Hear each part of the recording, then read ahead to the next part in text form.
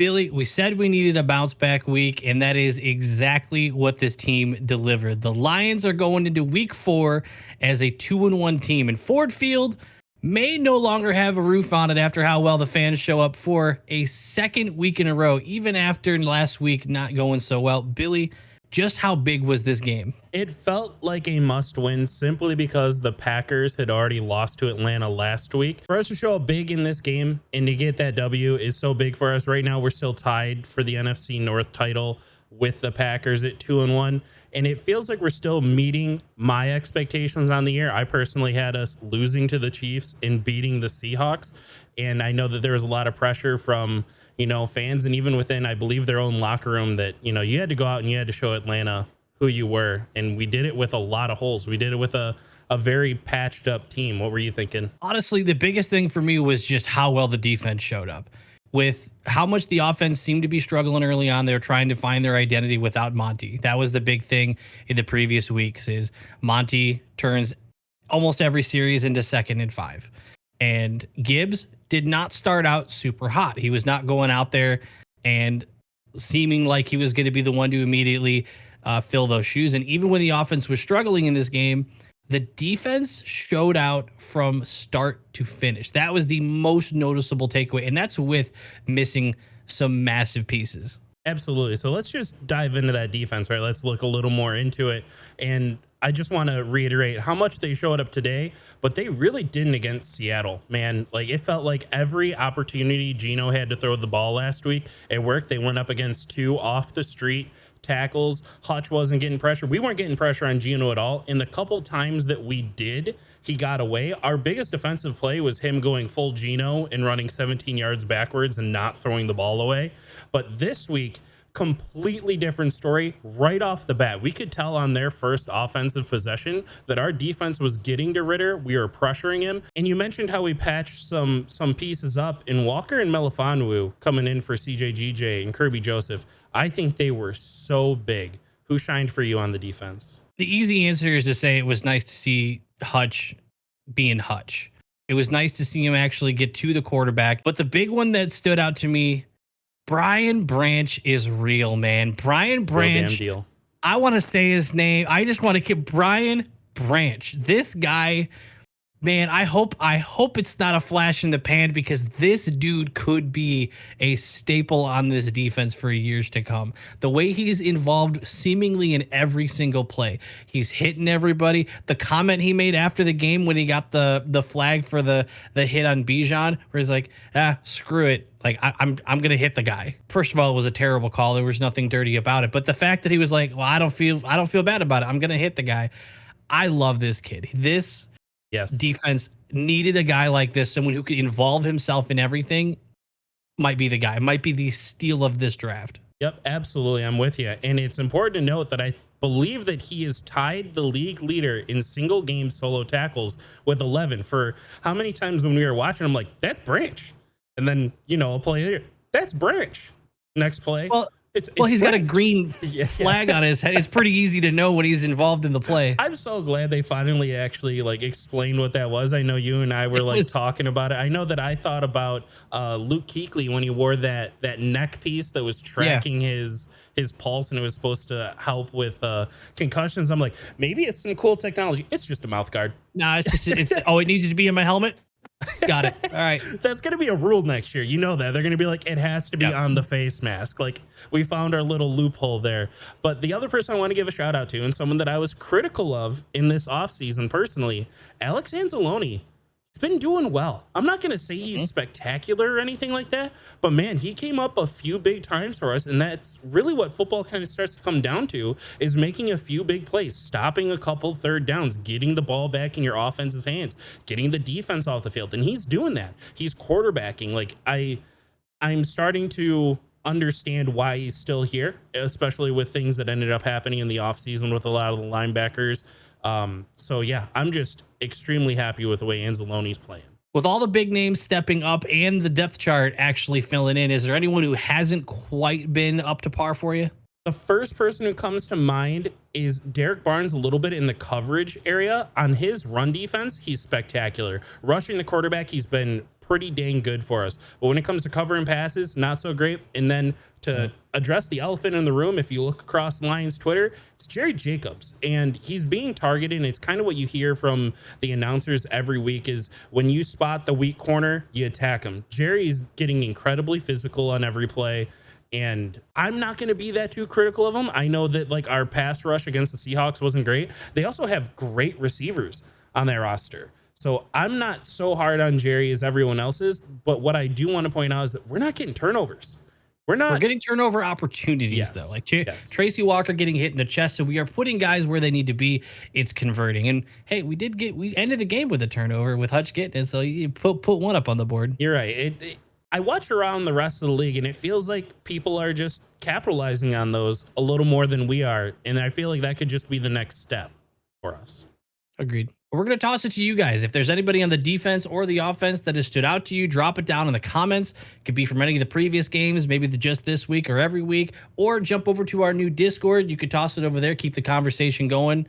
We'll see you there. All right, we've given a lot of love to the defense. What were your feelings on the offense? I know for me, my brief gist, early on I was feeling good. I got a little iffy in the middle, and then it finished much stronger. It finished pretty good. I felt like we kind of had a lull in the middle, which is kind of what I felt last week, but what were your thoughts overall? I'm finding it very difficult to put my thoughts together on it because of how injured our O-line is. That was kind of our pride and joy of this team. And when we're already down 3 linemen, especially when you start counting how many times we've lost our right tackle, we moved Penne to the other side, and Penne did well. Penne didn't excel there. Obviously, it's not where we have been practicing this entire time, but I love that we still have that versatility with it. When it comes to our receivers, it still feels like we are very short on everything. Mm-hmm. Everything is chunking down the field. Yep. But one thing that we excel at, and I've noticed it from the very first game against the Chiefs, our first downs are successful. It is so critical to the success of our drives that we get 3 to 4 yards off that first play. It opens up the opportunity to have the 4th and 1s, the 4th and 2s, and be able to go for it. And a lot of that is to our O-line. Monty was able to always get those yards. Gibbs had some glimpses of being able to do that today. Gibbs definitely started off slow. So when you said that you started off feeling good, I might be a little different because it felt like our run game was heavily, neutered with Monty. I was feeling good with the pass game, but that was also before we had more O-line go down and we started getting a little bit, we need to just ditch this. We need to ditch this. But like you said, it's chunk by chunk with this offense. Does it seem like every week there's just one bomb play whether it's a flea flicker or somehow we have Laporta wide open all the way in the end zone? They find a way, which really it's almost like foreshadowing to what could come when a certain someone comes back after 6 weeks. So one thing I really want to point out about the offense is Laporta. Yes. Laporta fits exactly what Ben wants to do. You know who else fits that bill? It reminds me of a bigger, beefier, and slower Amon-Ra. But this dude looks like he can be that weapon that this specific offense uses to just get first down after first down after first down. What are you thinking? I want to give him all the credit in the world. Kind of, I think, through our acquisition of rookies, the one that probably flew under the radar to most people. I know that there was a lot of talk about Gibbs being picked number 12. And then there's that you picked a linebacker in the first one. And then, you got the steal of the draft in Branch. And everyone's kind of forgetting about pick number 34, I think it was, in that we got in the trade down to get Gibbs, is that we got Laporta. And we're using him. We're using him as best as anyone ever has in the history of the NFL. In their first 3 games, he has 18 catches. He set the tight end reception record. I haven't seen that shared by anyone across the NFL. All I'm saying is that's a career record. Yeah, it's a Lions record, a Lions stat for the rest of the NFL. No one really cares, I guess. But I trust him. And the big thing is shout out to the Pat McAfee show and the offensive line segment that they put on. He blocks, man. He blocks well. He blocked huge for Monty on the game-winning touchdown in Kansas City. Last thing I'll say on this offense, but maybe you can look at the positivity here. Maybe all the injuries are a blessing in disguise. Maybe this is giving a chance for some depth guys to show up And it's almost going to be like you're adding acquisitions midseason with JMO coming in soon. And then suddenly, like with the offense moving the way they did this week, and then bring Monty back. Now we Yeah. have Monty, and then our O-line is going to get healthier. Maybe this is kind of what you needed to get everybody to that level and not Yes. just be that our first stringers are going to be the guys, and then when they sub out, it falls apart. Who knows? This could be setting up something for the better. But Billy, we don't have that long to celebrate. We got more football in a few Right days. back We got to a work. short week, and we're heading to Lambeau Field of all places. And this Green Bay team is looking better than I think a lot of people were expecting.